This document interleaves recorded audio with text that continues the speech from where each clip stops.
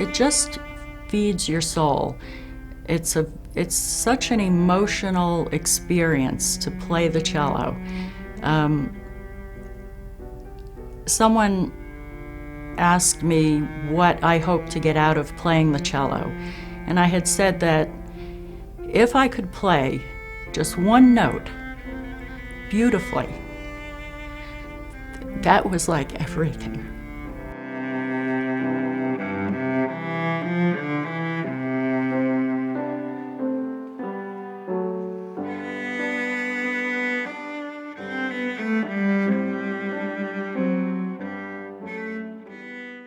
Cellospeak is a week of total immersion in cello playing with other cellists.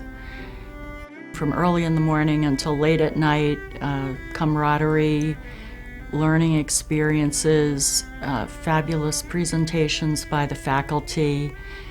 But primarily it's an immersion, a saturation of just everything cello.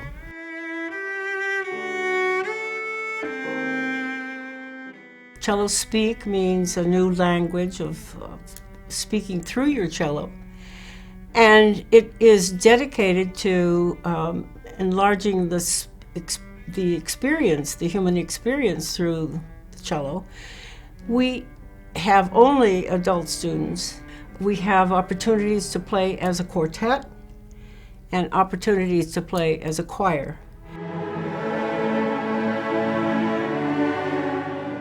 So in order to do those two things, we had to have lessons in quartet playing and lessons in choir playing. And in addition to that, we had preparatory opportunities through private lessons and sectional rehearsals for the choir. Dorothy has the capacity to bring people together and make things happen, and she always is thinking bigger than big. Which is why this program has become so big. But it's pulling people together. Honey, honey, you must come, and they come. So she makes it happen. This workshop is an opportunity for people who have a real passion for the instrument to get together with other people whose passion is just as strong and hear some great playing, share experiences of the joys and frustrations of learning, especially when you started later in life, as many of the participants did. And learning to play the cello requires a lot of individual time, but it also requires a lot of input and back and forth with other people. We play. We play. As human beings, we love the art of play. Why do we stop that when it comes to the cello? Why do we stop and become extremely critical human beings? You would never speak to a dog the way that you speak to yourself. Yeah?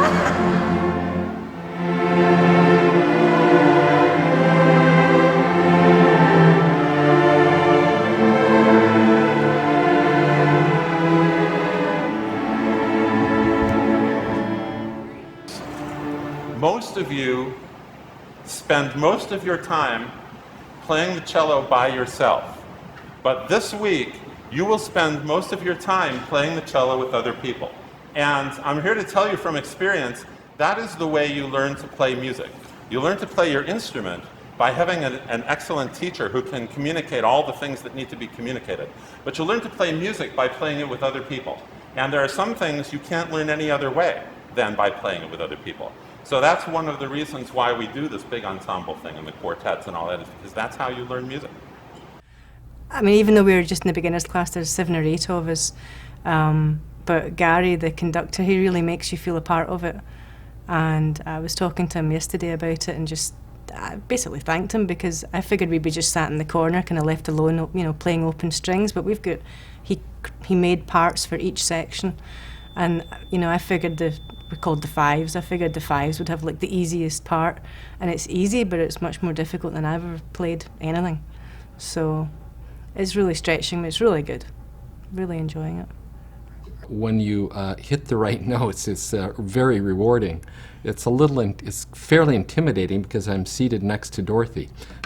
So, as she instructed me to do, if I don't quite know what I'm playing, bow in the same direction that she does. So I attempt to do that.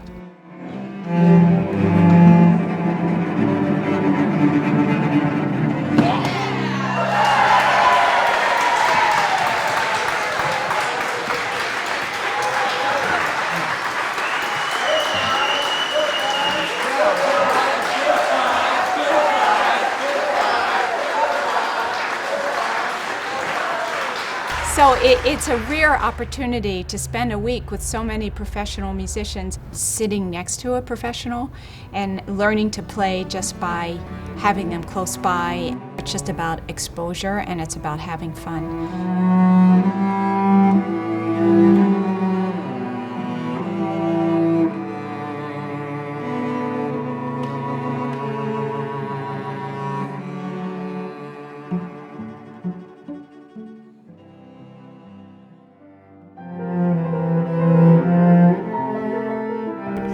But I know one of the things that they expect here is for you to perform, and either by yourself or accompanied, or in your quartet that they make while they're here. So everybody has the opportunity to perform, and that's one of those phobia things, you know, that people are.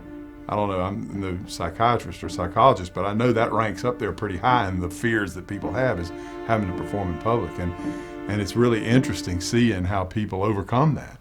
And then part of what makes it not quite so daunting is the support that everybody gives.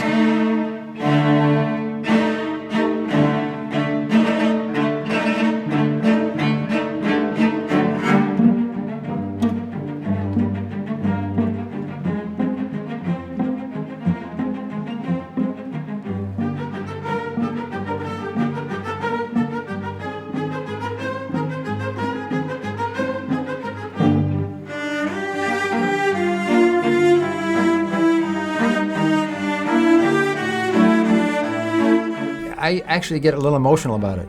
I almost to tears at last night's recital to see an adult sort of exposing themselves like that in front of all these people, doing something that they're so passionate about and so scared about, right? And you know, they want it so intensely. It's a very moving thing for me.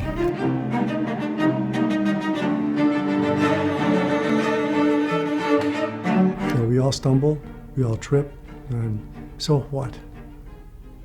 The victory is getting up on that stage and doing something, whether it's this time or some other time or the next time. And anyone that gets up there is a hero or a heroine. And they're deserving of all the support and all the kudos that you can pass along. And that is the general sense of all of us. Not there but for the grace of God go I, because we choose to go up there. It's just, good job. Good job. You did it.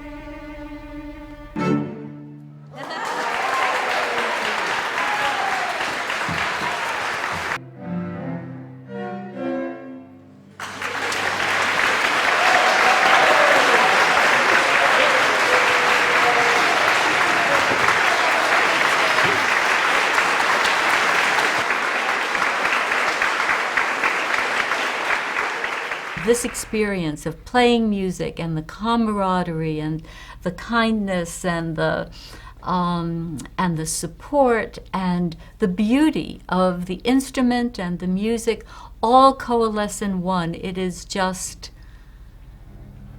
love.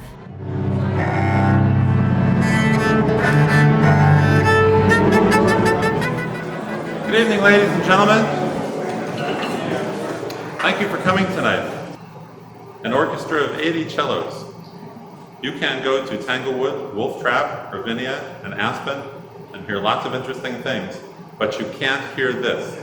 If you want to hear this, you have to come here, and you are here.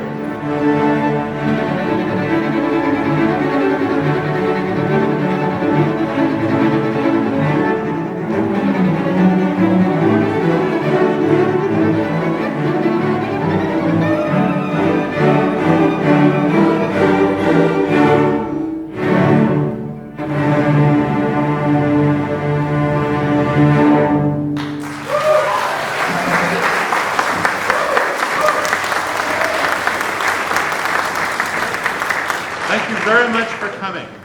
We're just on a quest for that one harmony, and then all will be right with the world.